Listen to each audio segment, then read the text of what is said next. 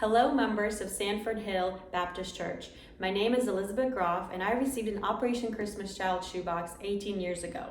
But my story began in a small town called Surupinsk in southern Ukraine, where I was born and raised. When I was about 1 year old, my father was killed in an alcohol-related accident. And after his death, my mom just could not deal with the pain and the loss, so she turned to drinking and also became an alcoholic. A few years down the road, my mom found out that she was pregnant with my little sister Tanya, and after giving birth, she knew that she couldn't provide for us. So she packed us up and moved us to live with our grandparents in a nearby village called Lyubimovka, also in southern Ukraine. Our life in the village was very, very simple. We shared a 2-bedroom cottage with my mom, my sister, and my grandparents, and we had our own livestock such as chickens and pigs. And I have lots of wonderful memories growing up in the village. But over the years, my mom's drinking never got better. In fact, it got much, much worse. And she was really never around.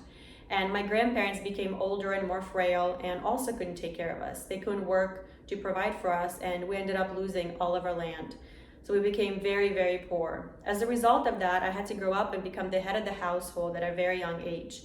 I was responsible for taking care of my sister, for taking care of the cottage, and of course for putting food on our table, which consisted of me just going from cottage to cottage and begging for food because I was not able to work at that young age.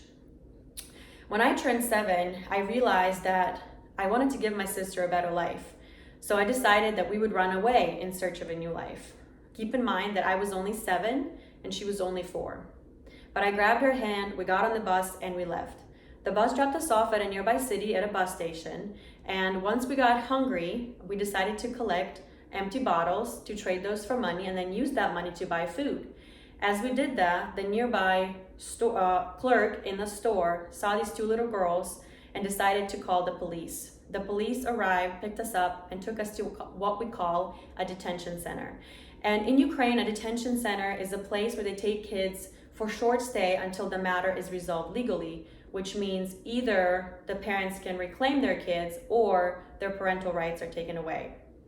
This detention center was great. We loved it because we didn't have to worry about putting food on our table. We didn't have to worry about having a roof over our head, and there were toys that we could play with and other kids that we could hang out with our age.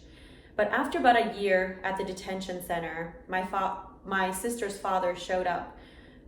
She's my half-sister. And when he showed up, he said that he's taking her home and that he didn't want me because I wasn't his daughter.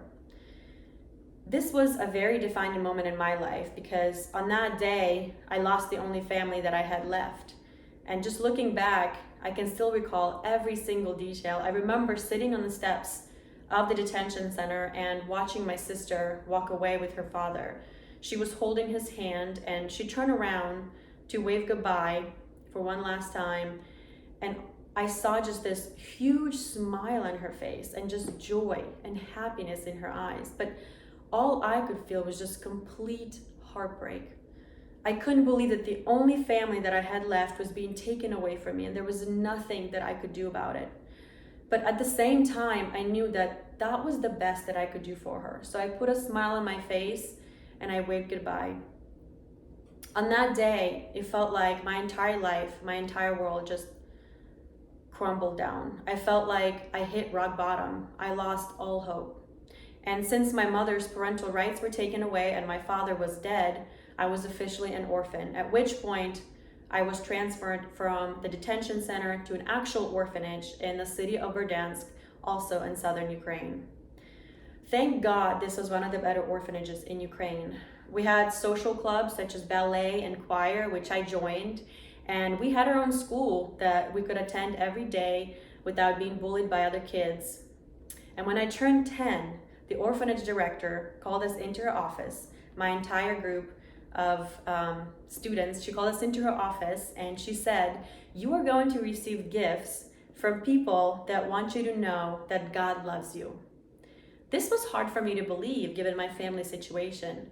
I didn't think anyone cared. I didn't think I was loved. And when the time came, they finally gave out shoeboxes to us and presented the gospel. And I just remember being so excited to open my shoebox. I could not wait. Once they took some pictures of us, I was finally able to open my shoebox. And in my box, I found crayons, I found coloring book, I found hygiene items, school supplies, little girls' accessories, and a small Bible. But the one thing that really stood out to me that my eyes gravitated to was a small yellow yo-yo. Just a small yo-yo. Do you know why? Because that yo-yo, it wasn't just a toy to me. It was so much more. To me, it represented hope. Hope of better things to come. Hope that someone cared. And I couldn't believe that some stranger somewhere in the world packed that shoebox just for me. And on that day, I realized that I was not alone. I was never alone. God used that shoebox to show me that I'm not an orphan and that I am his daughter. On that day, I learned that I would not be left alone at the rock bottom, that he would come beside me and be my family. I held on to that yo-yo until I was adopted at the age of 13 into an American family. And after my adoption, I told my parents about this amazing gift that had changed my life and brought me so much hope. And we together realized that was Operation Christmas Child. So we wanted to get involved and pack together. So that first year, I told my mom about it. My mom said, let's pack 2 shoeboxes. And I said, no, we're packing 100. And that year, we ended up packing 150 shoeboxes. The next year, we set a goal of 200, and we packed 268. And it just became a family tradition. Over the years, as a family, we have packed over 8,000 shoeboxes. We love Operation Christmas Child because we know what it means to children all over the world. And my shoebox story is just one example of how God used a single shoebox to change a life forever. I received my shoebox when I was 10 years old. I am 28. That's 18 years later. I'm still talking about the impact that this simple gift has made on me. Why? Why is that? Because it's not just a shoebox, because it's not just a yo-yo. It is the greatest gift of all. On that day, when I received my shoebox, my heart was opened to the gospel. But I'm here to tell you there's so many more children all over the world that need to hear the gospel. They need to know that they are loved. They need to receive the hope that I once received in my shoebox. And many of those children are in Ukraine today. We all know there's a war going on. Children are suffering. Children are being orphaned.